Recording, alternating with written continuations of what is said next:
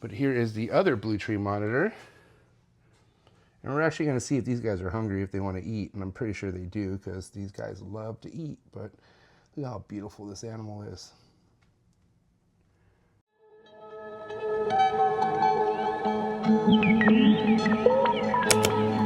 What is good, everybody? Welcome back to another MorphMarket vlog. If this is your first time watching, do me a favor, hit that like button, hit that subscribe button, hit that notification bell, and drop a comment. Let me know what you like best out of all these vlogs that are dropped here twice a week. But I'm your boy MJ. I'm from the Trap Exotics, and also I'm the owner of the Trap Reptile Network. We're all in for a treat because on this MorphMarket vlog, I'm gonna give you guys a full tour. Behind me is the Trap, well, Trap 2.0. I've come a long way since my original snake room all the way to where I'm at today. And even to today, my room is still constantly changing. I thought I'd go ahead and give you guys a full tour now because I do have plans on moving some animals out of the trap and putting some new animals in and new enclosures. So I'm just saying, whatever you're gonna see now could be possibly a lot different a year from now. Message!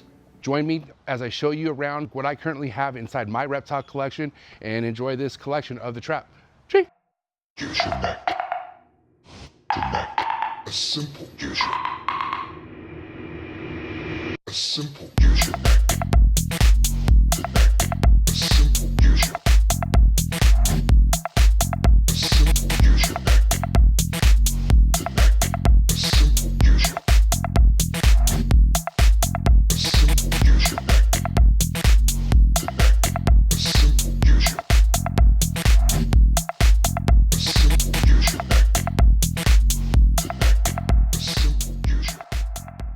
All right, guys, welcome to the Trap. That's right, this is my reptile room. This used to be a garage, but before me and my wife moved into this house after we bought it, I was able to make this room my own custom reptile facility, okay? So we're gonna walk through the entire trap. We're gonna start where my racks are at, and then after we look at the racks, we are gonna look at all my tree monitors. Might even feed some, never know. And then after we look at the tree monitors and some of my baby hatching racks, we are gonna look at this side of the trap. It's where I do my podcast, it's where all my Condros and all my emerald tree boas and all my breeder males, everything that I'm obsessed with is on this side of the trap. I also love everything over there as well, don't get me wrong, but this is where my mind's at all the time, 24/7, okay? So without further ado, guys, I keep some of the ball pythons and other python species in some rack systems that won't be here for too much longer. So right here, I have two Freedom Breeder racks that actually connect to another, I can't even, I think it's an ARS rack. I'm not too sure. Bought it from my good buddy Antoine, who had Freedom Breeder tubs inside of it. So I think it's some sort of a custom rack, but either way, it fits 50 of my breeder males and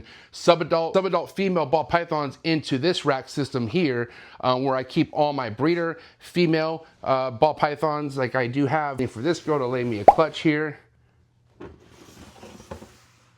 I think I have about 10 to 11 ball python clutches I'm gonna be getting this year, but this is, like I said, primarily where I keep all the ball pythons. I did keep some species of scrub pythons in here at one point that I no longer keep. Currently, I have two white lip pythons that have been breeding for me, kept in this Freedom Breeder rack, but they are actually gonna be leaving the trap as well. I'm gonna be go ahead and parting with the white lip python project altogether, and then as soon as they leave, I'm gonna be getting rid of this entire rack system, which is crazy because I love this rack, don't get me wrong, but I am just focusing on working with species of reptiles that don't need to be in a rack system. That rack system's gonna be leaving, so as we work our way, all of these racks here, and again, these are some of my holdback ball pythons that I produced last year that are raising up before they go into this tub system here. Those slots are empty because I just sold a bunch of snakes, so that's that. And then right along here on this wall is where I keep some tree monitors. So we'll start with the blue tree monitor. I have a pair of United States captive born and bred blue tree monitors that I've had since a really, really tiny baby.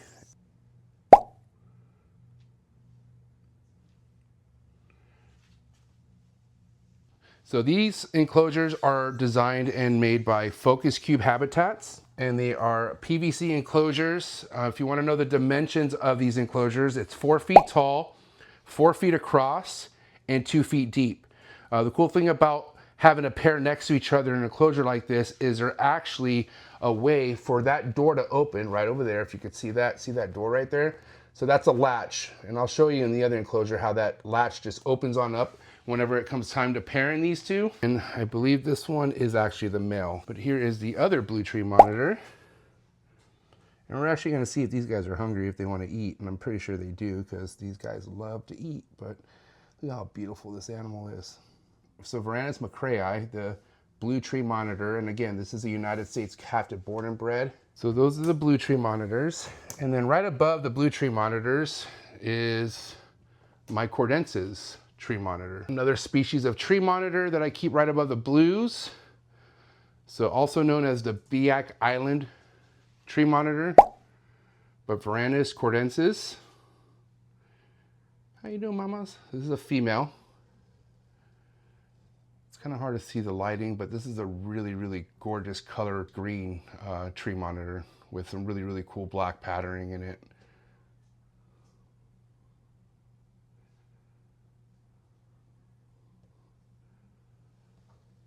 So just hanging out, probably waiting for a meal as well. But I have these 4x2x2s by Focus Cube habitats stacked right on top of each other.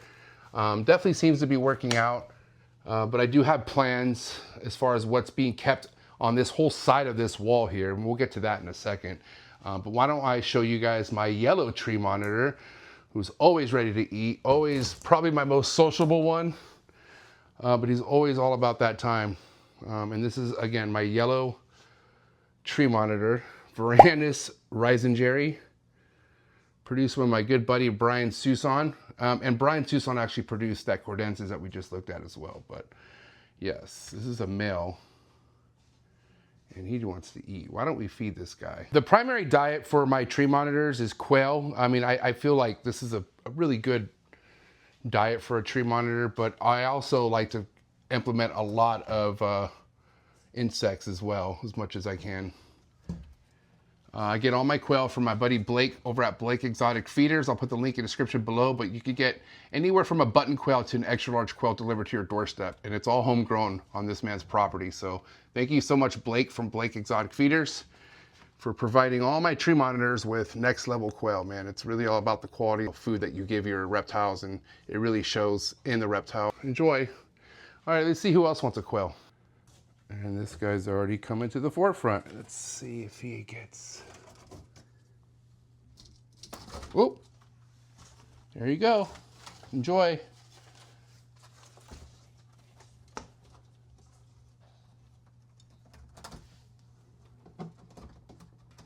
They really love this quail, I'm telling you. They really enjoy it. All right, I'm gonna let this one eat before it gets too messy in there. Hello.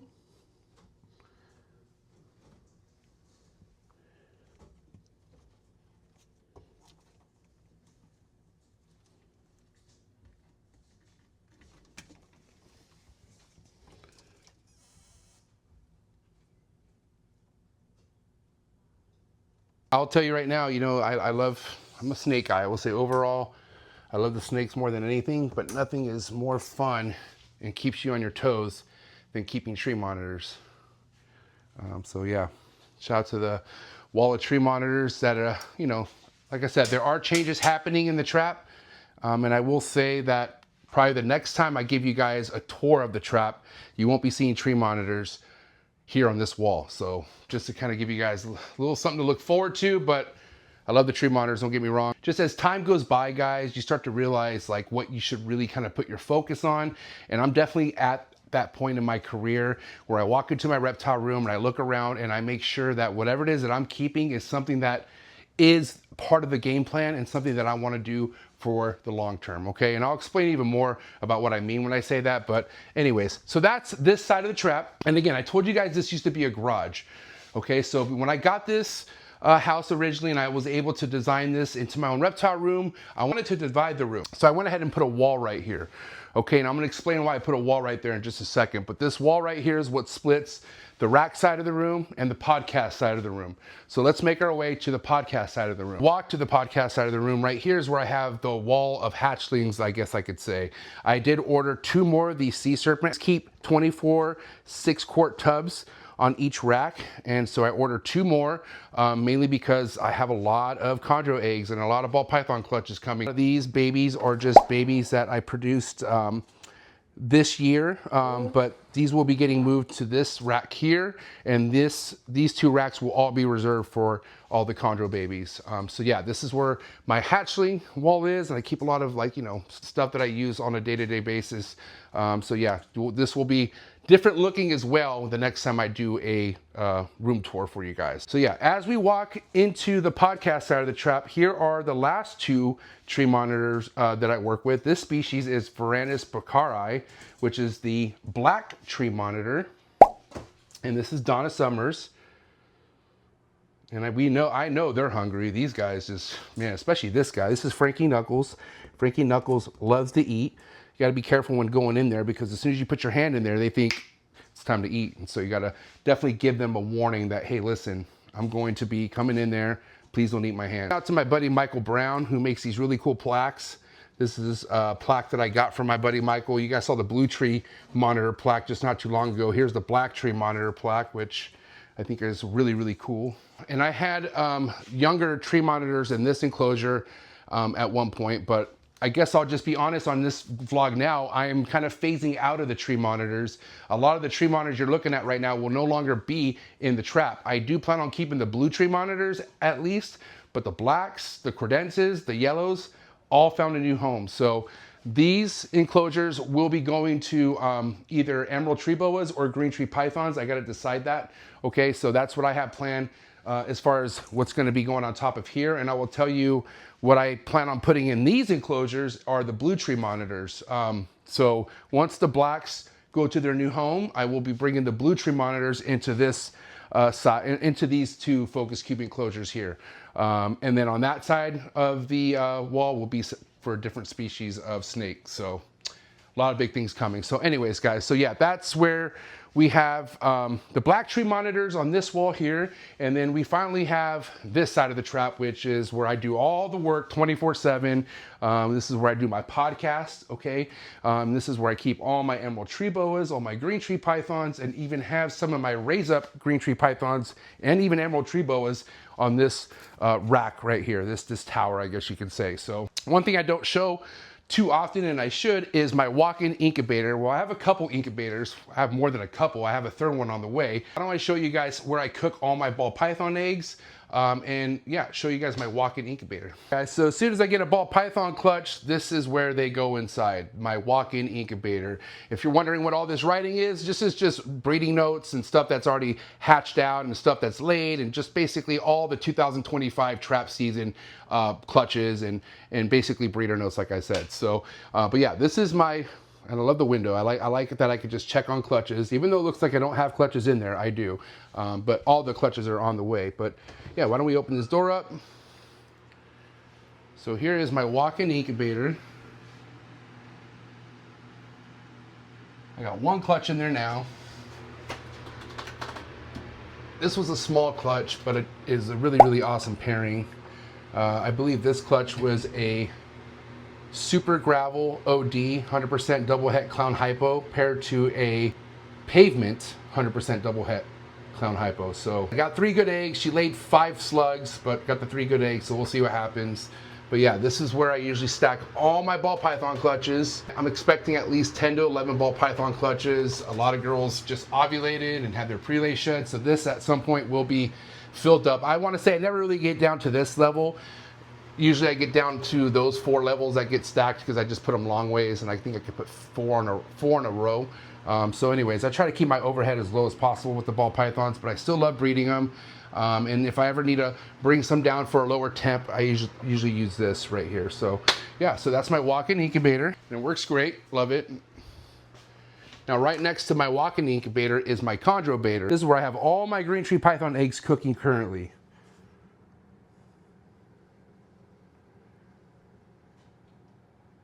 So I have 3 clutches in there currently with a total of 41 eggs. All the eggs look great.